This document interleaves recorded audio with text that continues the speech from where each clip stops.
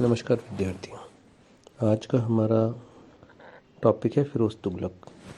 फिरोज़ तुगलक गयासुद्दीन तुगलक के छोटे भाई रज्जब का पुत्र था और मोहम्मद बिन तुगलक का चचेरा भाई था। फिरोज़ तुगलक की माँ वर्तमान के हिसार ज़िले के भट्टी राजपूत शासक रनमल की पुत्री नैला या नायला थी। और जैसा कि अफीफ में जानकारी देते हैं कि फिरोज़ तुगलक के साथ में नायला का विवाह मोहम्मद बिन तुगलक के द्वारा ज़बरदस्ती या बलपूर्वक करवाया गया था। मोहम्मद बिन तुगलक अपने छोटे भाई का विवाह, जिसका नाम रज्जब था, रनमल की पुत्री के साथ करना चाहता था। और जब रनमल ने इस बात के लिए मना किया तो तुगलक ने ऐसी परिस्थितियाँ पैदा कर दी कि विवश होकर रनमल को अपनी पुत्री का विवाह फिरोज़ तुगलक के पिता रज्जब से करना पड़ा। और फिरोज इसका जन्म इसी महिला से 1309 ईस्वी में हुआ। जब फिरोज केवल 7 वर्ष की अवस्था में था तब उसके पिता की मृत्यु हो गई और फिरोज़ तुगलक का संपूर्ण लालन पालन उसके चचेरे भाई मोहम्मद बिन तुगलक ने किया।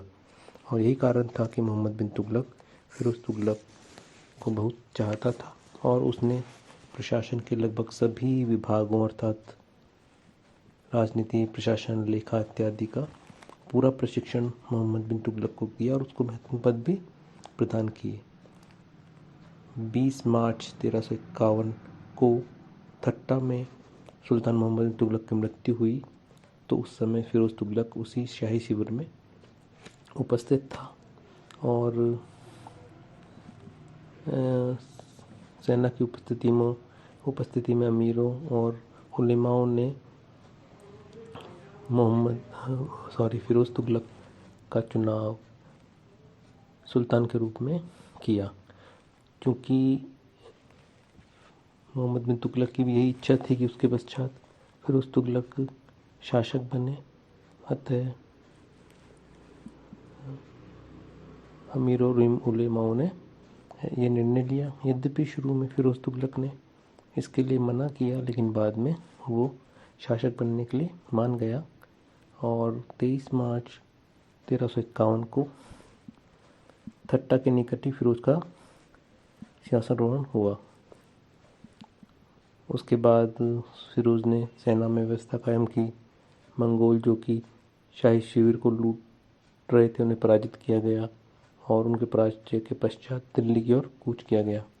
रास्ते में उसे मालूम चला कि दिल्ली के वजीर ख्वाजा जहां ने एक छोटे से बच्चे को मोहम्मद तुगलक का पुत्र घोषित कर गयासुद्दीन मोहम्मद के नाम से सिंहासन पर बैठा दिया है, गद्दी नशीन कर दिया है।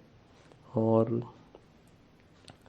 मुल्तान पहुंचने पर फिरोज़ तुगलक ने अमीरों और उलेमाओं से इस विषय पर विचार विमर्श किया और सभी अमीरों ने ये अपना मत जाहिर किया कि मोहम्मद बिन तुगलक का ऐसा कोई पुत्र जीवित नहीं है, अतः फिरोज़ तुगलक को ही शासक उन लोगों ने माना। और जब इस बात का पता ख्वाजा जहां को चला तो उसने आत्मसमर्पण कर दिया।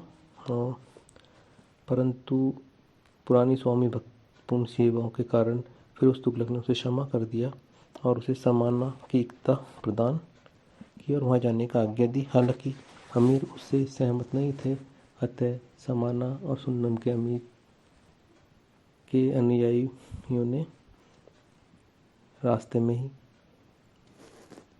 वजीर ख्वाजा जहां का वध कर दिया।